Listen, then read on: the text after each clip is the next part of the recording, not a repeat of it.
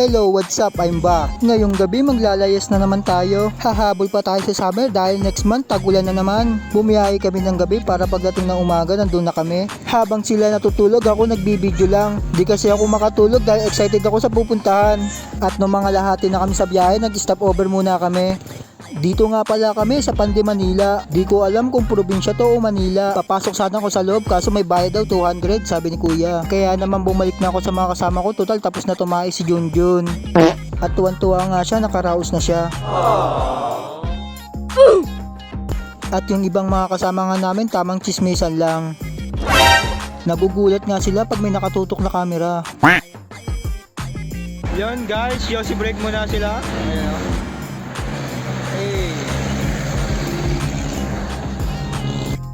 At nagtuloy-tuloy na nga kami sa biyahe hanggang sa makarating na kami.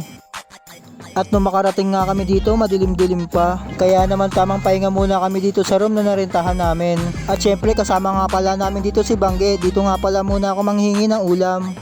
Pagbukas ko nga ng kwarto, nandun na ako nakahiga. Tamang pahinga din habang nakabidyo. At nung mag-umaga na nga, lumabas na rin ako para mag-ilamon sa dagat.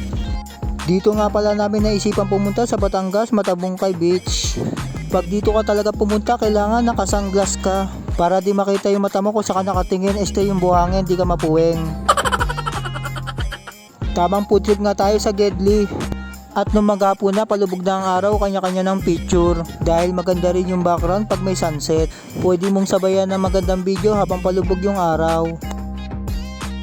Kaya naman si Nonak nagpa-video sa akin para may maganda raw siyang background.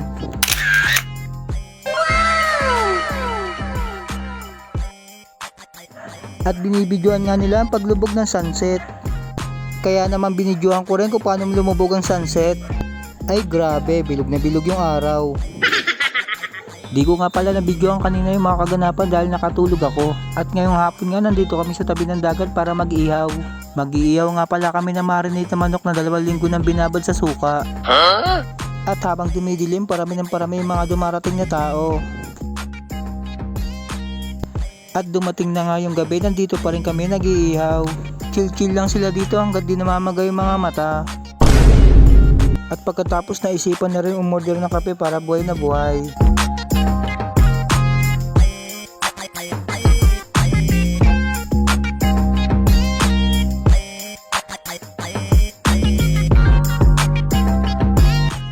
At na maubos na nga yung kape, tamang bulungan sila sa mga nakikita nila. Syempre ang pinakamaraming nakita si Molly, napapasayaw pa.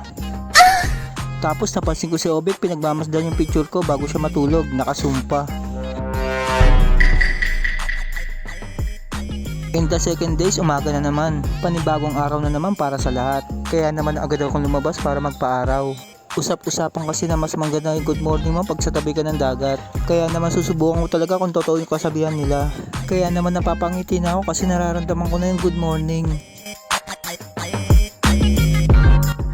Kaya naman tamang kape na ako sa Gedli. Totoo nga magandang good morning dito sa mga nakikita mo. Lalo na nung makita ko yung paborito kong bangka na kulay green. Parang ang sarap sakyan tapos magwe-wave sa dagat. At eto na nga, gogora na kami para sa next location.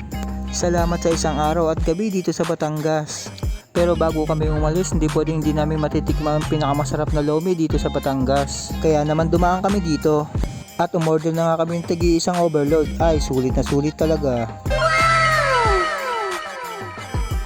At makikita mo talaga dito na overload talaga at siksik sa laman. Makikita mo rin talaga dito na lagkitan talaga. Mapaparami ka talaga ng extra rice dito. At syempre, titikman na natin to. First bite. Talaga napatango ako dito at sulit na sulit yung lasa. Talaga napa-extra rice kami dito. At halos lahat kami sarap na sarap at busog na busog. Kahit nga uminom ka ng tubig, nasa lalamunan mo pa rin yung lasa. Dabis talaga, Lomi Batangas. At eto na nga, bumiyahe na kami para sa pangalawang location. Syempre, isa rin sa mga sikat na pinupuntahan. Dito nga pala kami sa Tagaytay. Nag-renting kami ng bahay dito para sa ikalawang araw. At eto na nga yung bahay na aming narentahan. Napakalaki nga pala nito at sulit sa 50 bucks. Pagpasok mo nga dito, kompleto na lahat.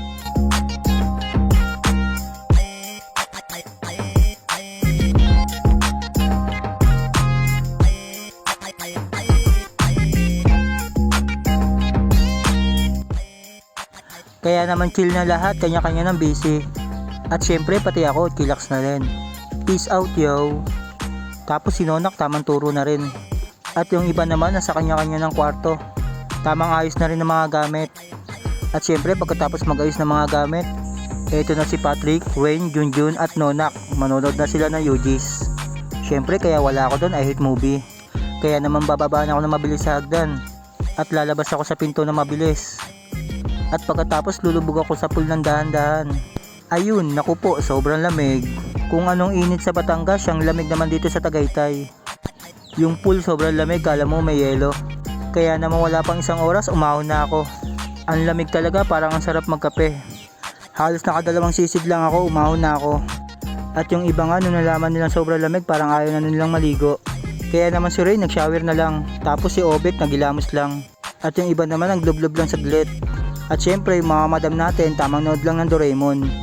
Tapos yung mga sa loob ng kwarto, naglilihi, panay kain ng mangga. Hindi naman nabubuntes. At syempre, dahil malamig dito sa Tagaytay, naisipan na nila magluto ng bulalo. Bagay na bagay to sa giniginaw, ihigop ka na mainit na sabaw. Napakasarap ng pagkakaluto ng bulalo. At syempre, another good morning. Panibagong araw na naman, ikatlong araw ng bakasyon. At syempre, gaya ng ginawa ko sa Batangas, pagkagising labas agad. Dito naman sa Tagaytay, napakalamig, kaya naman magpapaaraw tayo sa labas. Habang yung iba tulog pa rin at puyat na puyat.